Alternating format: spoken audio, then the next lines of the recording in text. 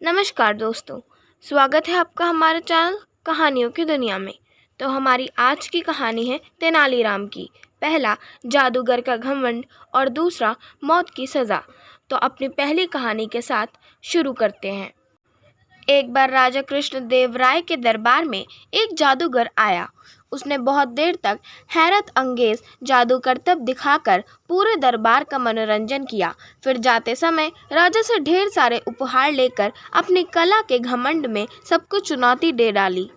क्या कोई व्यक्ति मेरे जैसे अद्भुत करतब दिखा सकता है?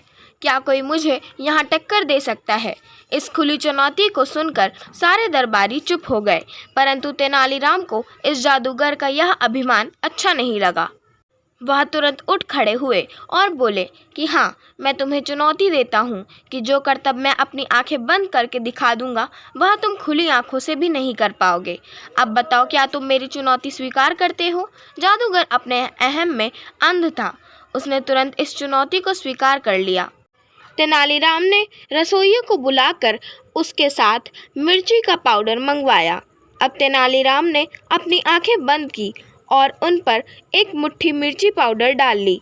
फिर थोड़ी देर में उन्होंने मिर्ची पाउडर झटक कर कपड़े से आंखें पोंछकर शीतल जल से अपना चेहरा धो लिया और फिर जादूगर से कहा कि अब तुम खुली आंखों से यह करतब करके अपनी जादूगरी का नमूना दिखाओ। घमंडी जादूगर को अपनी गलती समझ आ गई। उसने माफ़ी मांगी और हाथ जोड़कर राजा के दरबार से चला गया।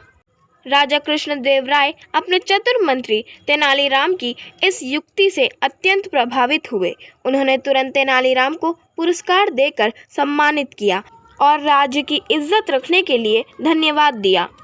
दूसरी कहानी। बीजापुर के सुल्तान इस्माइल आदिल शाह को डर था कि राजा कृष्णदेव राय अपने प्रदेश रायचूर और मदकल को वापस लेने के लिए हम पर हमला करेंगे।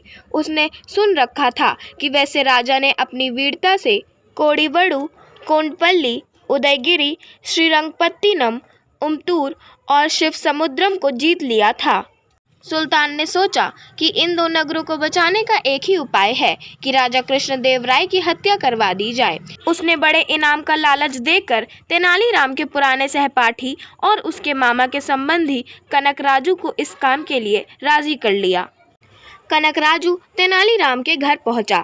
तेनालीराम ने अपने मित्र का खुले दिल से स्वागत किया, उसकी खूब आवभगत की और अपने घर में उसे ठहराया। एक दिन जब तेनालीराम काम से कहीं बाहर गया हुआ था, कनकराजू ने राजा को तेनालीराम की तरफ से संदेश भेजा, आप इसी समय मेरे घर आएं तो आपको ऐसी अनोखी बात दिखाऊं जो आपने जीवन भर ना देखी होगी। राजा बिना किसी हथियार के तेनालीराम के घर पहुंचे। अचानक कनकराजू ने छुरे से उन पर वार कर दिया। इससे पहले कि छुरे का वार राजा को लगता, उन्होंने कसकर उसकी कलाई पकड़ ली। उसी समय राजा के अंगरक्षकों के सरदार ने कनकराजू को पकड़ लिया और वहीं उसे ढेर कर दिया। कानून के अनुसार राजा को मारने की कोशिश करने वाले को जो व्यक्ति आश्रय देता था उसे मृत्यु दंड किया जाता था। तेनालीराम को भी मृत्यु दंड सुनाया गया। उसने राजा से दया की प्रार्थना की। राजा ने कहा, मैं राज्य के नियम के विरुद्ध जाकर तुम्हें क्षमा नहीं कर सकता। तुमने उस दुष्ट को अपने यहाँ आश्रय दिया, तुम कैसे मुझसे क्षमा की आशय कर सकते हो?